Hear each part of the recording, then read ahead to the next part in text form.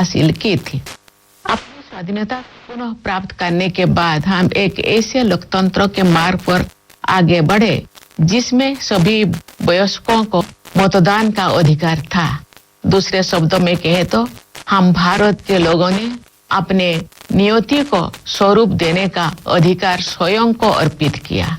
अनेक लोकतांत्रिक व्यवस्थाओं में जेंडर, रिलीजियन तथा अन्य आधारों पर लोगों के मताधिकार पर पाबंदियां होती थी, परंतु हमने ऐसा नहीं किया। चुनौतियों के बावजूद भारत के लोगों ने लोकतंत्र को सफलतापूर्वक अपनाया। लोकतंत्र को अपनाना हमारे प्राचीन लोकतांत्रिक मूल्यों की सहज अभिव्यक्ति थी। भारत भूमि विश्व के प्राचीनतम गणराज्यों की धरती रही है। इसी लोकतंत्र की जननी कहना सर्वथा उचित है। हमारे द्वारा अपनाए गए संविधान की आधारशिला पर हमारे लोकतंत्र का भवन निर्मित हुआ है।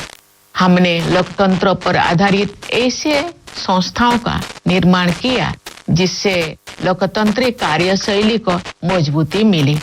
हमारे लिए हमारा संविधान और हमारा लोकतंत्र सर्वोपरि है। अतीत पर दृष्टिपात करते हुए हमें देश के विभाजन से हुई पीड़ा को कदापि नहीं भूलना चाहिए। आज हमने विभाजन विभीषिका स्मृति दिवस मनाया। विभाजन के कारण भयावह हिंसा देखी गई और लाखों लोग विस्थापित होने के लिए मजबूर किए गए। आज हम इतिहास की गलतियों के शिकार हुए लोगों को श्रद्धांजलि अर्पित करते हैं।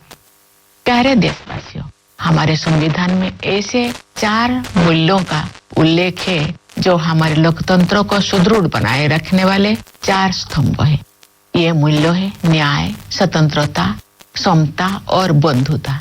ये हमारी सभ्यता के ऐसे सिद्धांत। भारत घोर गरीबी से जूझ रहा था, लेकिन तब से अब तक के 78 वर्षों में हमने सभी क्षेत्रों में असाधारण प्रगति की है। भारत ने आत्मनिर्भर राष्ट्र बनने के मार्ग पर काफी दूरी तय कर ली है और प्रबल आत्मविश्वास के साथ आगे बढ़ता जा रहा है। आर्थिक क्षेत्र में हमारी उपलब्धियां साफ साफ देखी जा सकती है।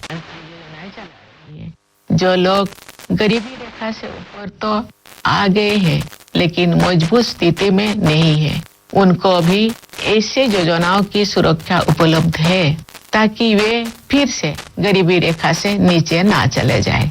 ये कल्याणकारी प्रयास सामाजिक सेवाओं पर बढ़ते खर्च में परिलक्षित होते हैं। आय की असमानता कम हो रही है।